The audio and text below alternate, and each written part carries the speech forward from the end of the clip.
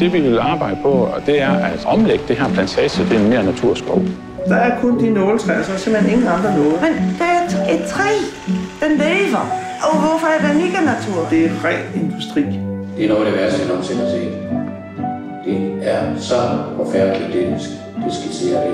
Det er frygteligt. Det er jo ikke på publikums præmisser. Nej, de skal ikke sætte dagsordenen, det ved jeg godt. Jeg tror, man skal tage lidt en legende tilgang til det også. Måske kan man sætte ild til noget af det, det synes jeg også er mega spændende. Det ligner, at der har været krig lige nu. Nu er det bare jord, men tænk sig, når det her det bliver et blomsterflor af forskellige planter der. Det bliver altså bare ubeskriveligt smukt. Vi er ved at tage det hele.